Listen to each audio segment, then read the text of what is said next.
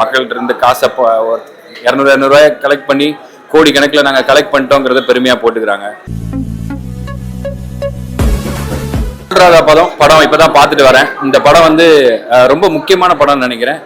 ரொம்பவே நல்லா பண்ணியிருக்காங்க. இந்த படத்துல ஒரு சீன் கூட கொஞ்சம் ஒரு மாதிரி இருக்கு, இந்த ஒரு ½ அன் ஹவர் நல்லா இல்லை அப்படின்ற மாதிரிலாம் இல்லை. அதாவது இன்னைக்கு வந்து மக்கள்கிட்ட இருந்து பணத்தை வந்து அதிக அளவில் கலெக்ட் பண்றத வந்து பெருமையா வெளியில போட்டுக்கிறாங்க. மக்கள்கிட்ட இருந்து காசை 200 கலெக்ட் பண்ணி கோடி கணக்கில் நாங்கள் கலெக்ட் பண்ணிட்டோங்கிறத பெருமையா போட்டுக்கிறாங்க. அதே மாதிரி இந்த சாராய கடைகளும் வந்து நாங்கள் எவ்வளோ கலெக்ட் பண்ணுறோங்கிறத நியூஸ் பேப்பரில் பெருமையாக போட்டுக்கிறாங்க. அது பெருமை இல்லைன்னு நினைக்கிறேன். இந்த மாதிரி படம் எடுக்கிறது தான் பெருமை. இந்த மாதிரி படம் எடுத்து பார்த்துட்டு இதை போய் 4 பேர்கிட்ட பாருங்கன்னு சொல்றதும் ஒரு பெருமை. ரொம்ப நல்லா இருந்துச்சு. அந்த ஆல்கஹால் அடிக்ஷன் அதெல்லாம் கொஞ்சம் நல்லா டச்சிங்காக இருந்துச்சு. ஸோ இது ஒரு ஃபேமிலி ஓரியன்ட் படம், நல்லா பார்க்கலாம். ஃபேமிலி வந்து முக்கியமாக அந்த ட்ரிங்க்ஸ் டெய்லி ட்ரிங்க் பண்ணுறவங்க இதை கொஞ்சம் இது பண்ணலாம், அக்கேஷனலாக பண்ணுறவங்க கொஞ்சம் அவாய்ட் பண்ணிக்கலாம்னு நினைக்கிறேன். நல்லா இருந்துச்சு. வெளில வந்துடலான்ற ஒரு கண்டெம்பரரி ஐடியா இல்லாமல் ரொம்ப கஷ்டம் அது வந்து வர்றது, அவங்க அது பண்ணுறதுனால சுற்றி இருக்கவங்களோ குடும்பங்களோ எப்படி அதெல்லாம் பாதிக்கப்படுதுன்றதை வந்து ரொம்ப ரியலிஸ்டிக்காக காமிச்சிருந்தாங்க. எனக்கு மற்ற லாங்குவேஜில் ஃபிலிம்ஸ் பார்த்துருக்கேன், அது வந்து இன்னும் கொஞ்சம் இம்பாக்ட் ஆகிருக்கு.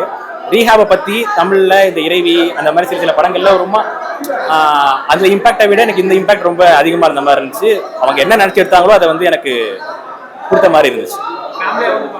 கண்டிப்பாக பார்க்கலாம், ஃபேமிலியாக பார்க்கலாம்.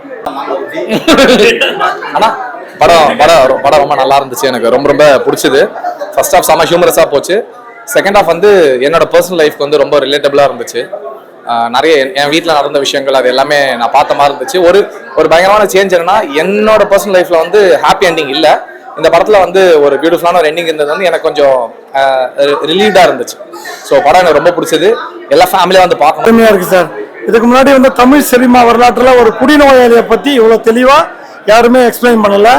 அதுக்கு வந்து டைரக்டர் தினகர சிவலிங்கத்துக்கு என்னோட ஆட்சேப் தெரிவிச்சுக்கிறேன். இன்னைக்கு வந்து பார்த்தீங்கன்னா இளைய சமுதாயத்தில் போதை பழக்கம் நாளுக்கு நாள் அதிகரிச்சுட்டே வருது.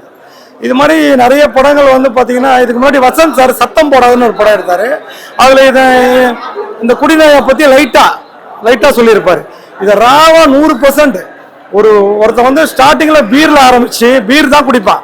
பீர் குடிச்சிட்டு அதுக்கப்புறம் வந்து கொஞ்சம் கொஞ்சமாக வந்து அந்த இன்விசிபிள் லைனை ஒரு குடிகாரன் எப்படி கிராஸ் பண்ணுறான்றத அருமையாக காமிச்சிருக்கேன். ஆரம்பிக்கும் போது பார்த்தீங்கன்னா அவன் வந்து சோஷியல் ட்ரிங்கர் ஆரம்பிக்கிறான், அதுக்கப்புறம் அக்கேஷனல் ட்ரிங்கராக மாறுறான், அதுக்கப்புறம் ஆல்கஹாலிக்காக மாறுறான். அதுக்கு அவனுக்கே தெரியல. அவன் வந்து அந்த குடி அதிகமானதுனால என்ன ஆச்சுன்னா அவன் ஃபேமிலி அவனை விட்டுட்டு போயிடுது. பொய் சொல்ல ஆரம்பிக்கிறான், திருட ஆரம்பிக்கிறான். அதுக்கப்புறம் வந்து பார்த்தீங்கன்னா வீட்டில் இருக்கிற பொருள்களாக விற்க ஆரம்பிக்கிறான். படம் வந்து சூப்பராக இருந்துச்சு. இது படம் கிடையாது, நடுத்தர மக்களோட வாழ்வியல். இது அவங்க வந்து பார்த்தாங்கன்னா ரொம்ப சந்தோஷப்படுவாங்க.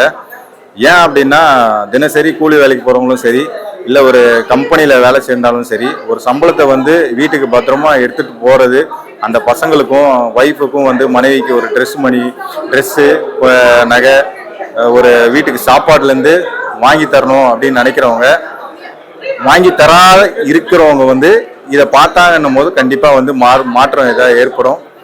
ஏன் அப்படின்னா, இதில் வந்து இந்த ட்ரக்ஸ் அடிஷன்ல நிறைய இருக்கு. இந்த ட்ரக்ஸ் அடிஷன்னால வந்து என்ன ஆகுது, அதோட விளைவு என்ன, தன் மனைவி வந்து எந்த சூழ்நிலைக்கும் ஒரு சாகுற அளவுக்கும் போறாங்க.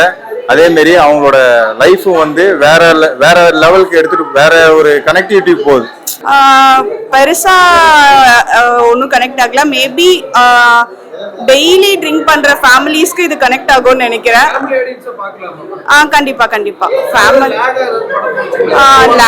லாகானா ஃபர்ஸ்ட் ஹாஃப் கொஞ்சம் இதுவா இருந்துச்சு. பட் செகண்ட் ஹாஃப் வந்து நல்லா போச்சு, கொஞ்சம் இன்ட்ரெஸ்டிங்கா இருந்துச்சு படம். ஸோ திரும்பி அந்த இடத்துல போய் உட்கார்றது கொஞ்சம் இதுவா இருந்துச்சு, நல்லா இருந்துச்சு படம்.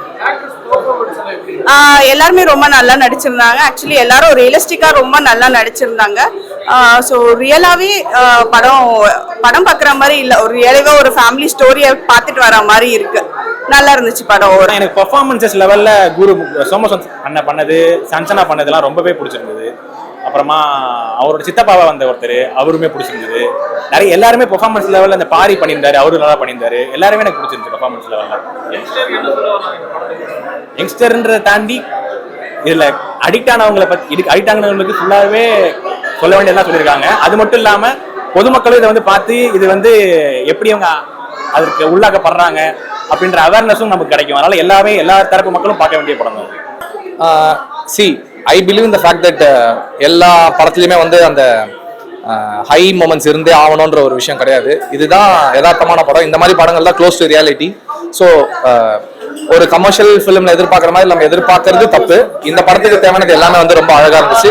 எனக்கு லேக் எதுவும் இல்லை. ரொம்ப க்ளோஸ் டு ரியாலிட்டியா இருந்துச்சு. எனக்கு ரொம்ப ரொம்ப பிடிச்சது படம்.